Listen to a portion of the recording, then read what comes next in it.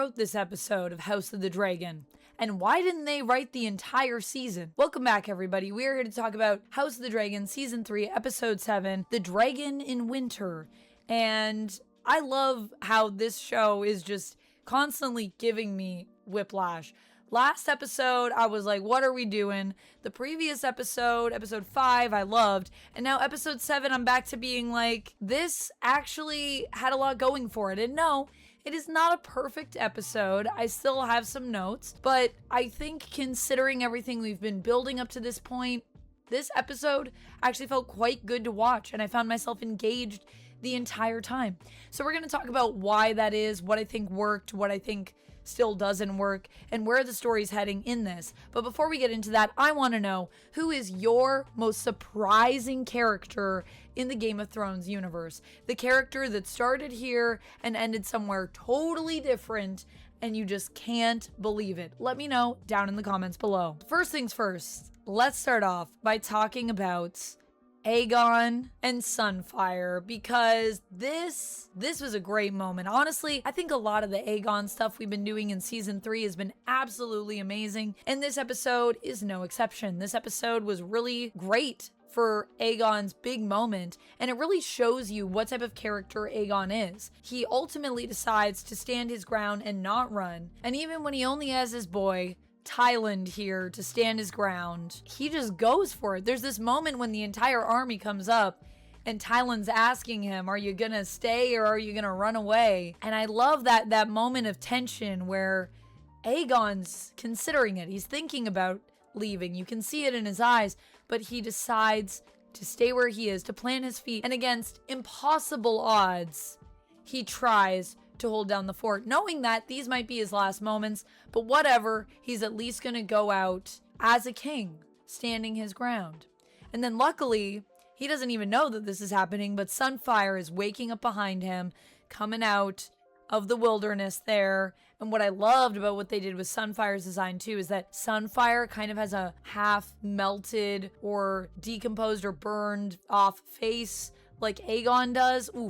Ooh, I love that. I love the synergy, and I love how a lot of what we're getting into in this episode is talking about the dragons and what they represent. I mean, we've been talking about this since the beginning of the show, but it also once again makes the episode feel cohesive because it connects back to the main themes that we've been discussing since season 1. So one of my other favorite parts of the episode is kind of everyone versus Sheepstealer. We've got Daemon and Caraxes. Also, I just love seeing Caraxes. Caraxes is my favorite dragon of the bunch. Let me know your favorite dragon down in the comments below if you have one. But I love her. She's so weird and long. She's got a long neck. I love Caraxes. I hope she lives forever. I know she probably won't, but a girl can dream. We've got Rhaenyra's dragon. We've got Adam's dragon.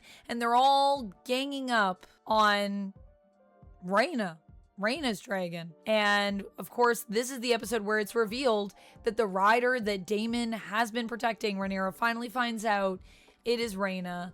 I even love that they gave us a little Nettles reference in here, you know, just for the people that love Nettles in the books. So at least we get something. All of that was great. And I love how they explored Rhaena's relationship with Sheepstealer. It's almost like this obsession, this dependency.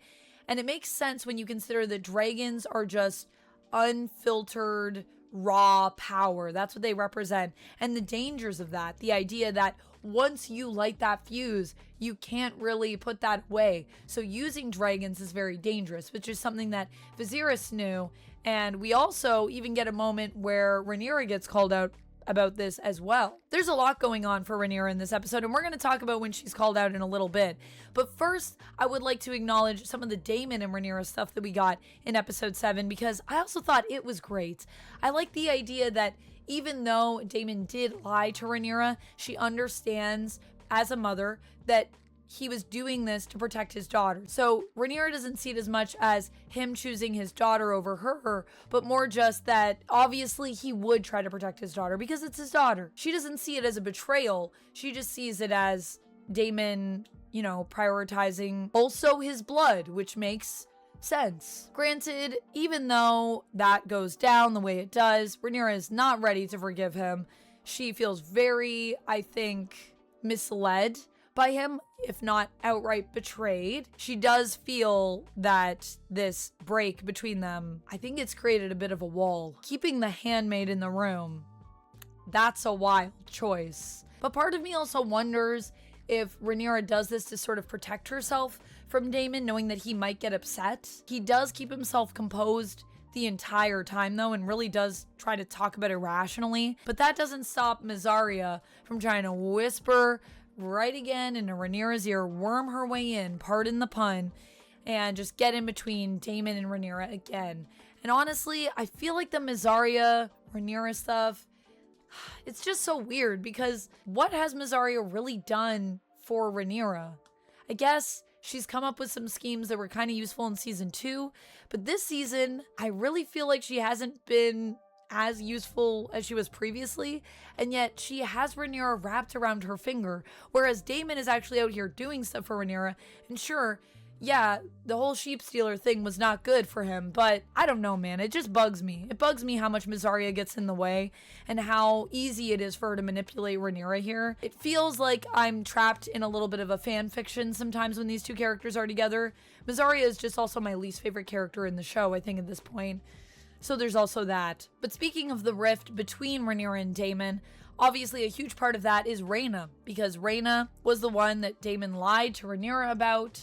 We get that Little Nettles reference, and getting to see Rhaena's journey as she's taken away from her dragon. She's screaming, no, no, she doesn't want to go. But now she's back in King's Landing. She wants to atone for what she sees as her fault in regards to Jace's death, even though I still don't think really, I mean, she was just trying to help. I still don't think it was her fault, but that's where we're at with Rhaena. She also, while she's feeling a lot of guilt, there is this sadness at being separated from her dragon, who clearly she does not want to leave, and she's in a really interesting place here where I don't know what's going to happen to her. Rhaenyra seems to be upset, but not in a way where she wants to kill Rhaena. I think it's going to be really complicated now. And something that I really loved was Baela coming in to see her sister, and Rhaena's preparing for the worst, and she's apologizing and saying, you know, if it weren't for me, you would have ended up queen. But Baela's just like, you will begin anew, and just wants to be there for her sister. I think Daemon's family unit that he had before was so cute, and so when we get to see those moments with them, it just reminds me of things that I have enjoyed from the show in the past. So seeing Baela be there for her sister, I thought was really sweet, actually. And a lot of what I like about this episode is because of the writing. And while I don't always agree with the direction of the story, we're going to get to some stuff later on and how it approaches interpreting the book, which, you know, I haven't read, so we're not going to talk about any direct comparisons, but I think there's some stuff that we're doing in the story here that just feels kind of weird. However, in this episode, we have two writers, and I think both of them did a really good job with taking all of the seeds of everything we've built this season and earlier then, and weaving together a compelling story in the episode. So while I don't agree with the directions of every character in this, I do think they did a good job of making me feel invested in where we're at right now in season 3. Our writers for this episode are Philippa Goslet, who also wrote episode 5, which is another episode from the season that I actually really liked. And then we have Zenzele Price, who has only written this episode. So two writers that haven't been involved directly with any episode that I didn't enjoy. Some people are saying this is the strongest episode of the season, and I think that still might be episode 5 for me, but I can see why people feel that way. I think this episode was riveting. I couldn't take my eyes off of it. Granted, we also do have some weird stuff happening over at Harrenhal, as is usually the way. Aemond and Alys are continuing their whatever they're doing, their relationship. I like how even Alicent, when she's talking about it, she's like, I don't know what's going on here. I feel like I'm in the way. I don't want to be in the way of whatever this is. Even Alicent's struggling to put a label on that. And we did have to sit through kind of a rough scene for me of seeing Aemond be with Alicent, but then of course it was not Alicent, it was Alys, who was using kind of seemingly a glimmer to get Aemond to perform, I guess I'll say, as I carefully tiptoe around this topic. I know that it wasn't Alicent, and I'm grateful for that, but the fact that I still had to sit through that scene, that was rough. I feel as though we are reducing Targaryens to two things: dragons and keeping it in the family. That's what we've come down to now, and it's like Targaryens are crazy. That's what House of the Dragon seems to be about. These crazy people, why are they crazy? Because dragons and family relations. And not only is this show making Targaryens oversimplified, in my opinion, a little bit, even though they do be crazy, so I hear ya, they do be crazy. You got a point. But we're also doing some really weird stuff with Alicent as well.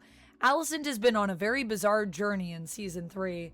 It's like the bizarre adventures of Alicent. And this episode is no exception to that.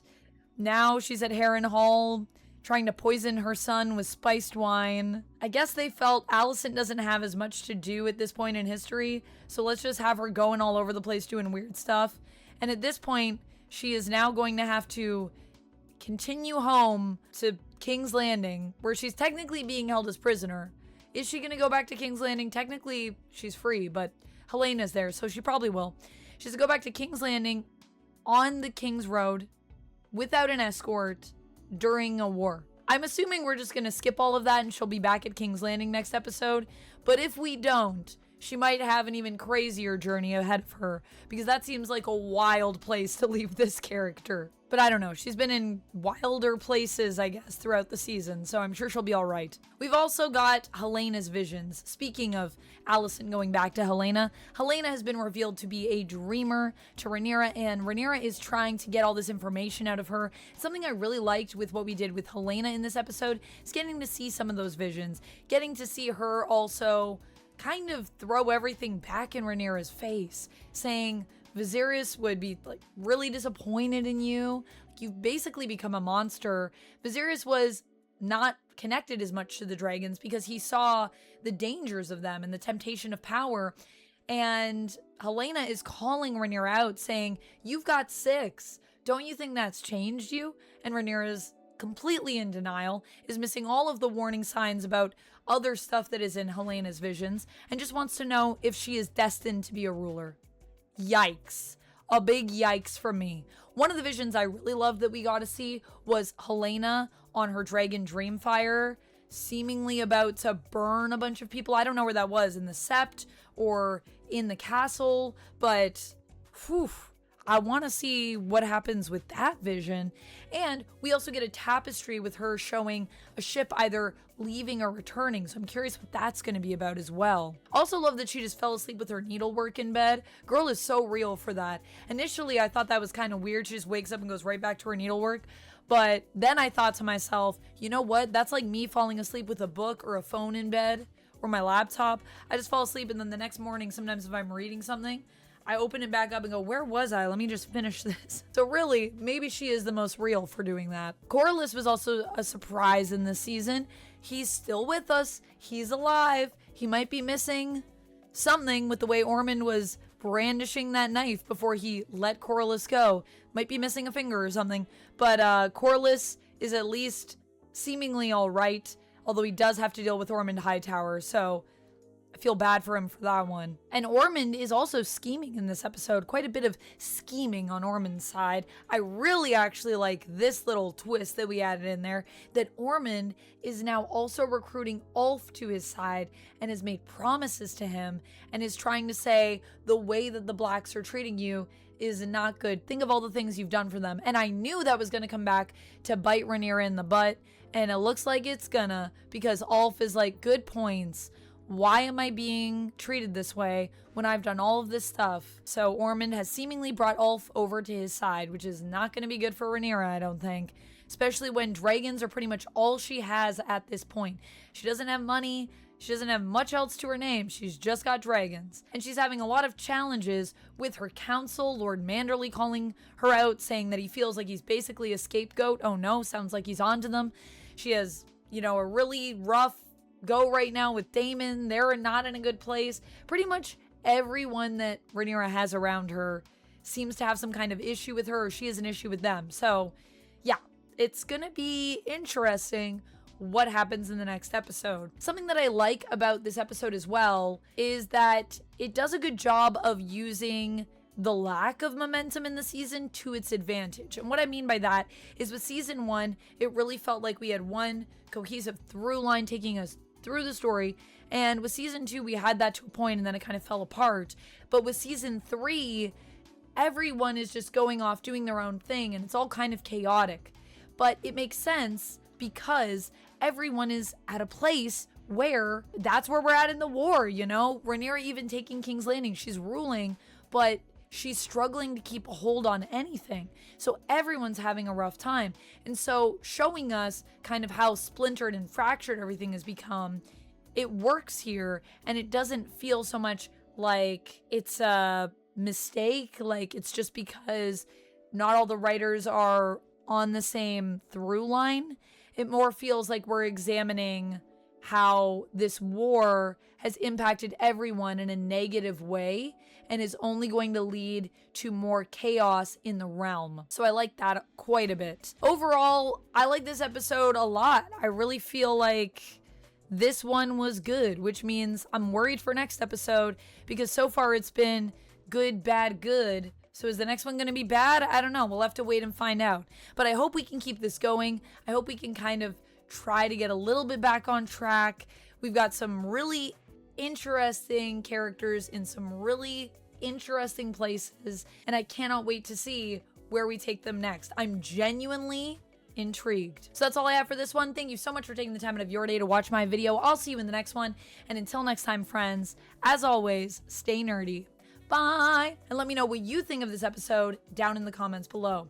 If you want to see more of my thoughts on House of the Dragon or anything Game of Thrones, you can click on over here for that.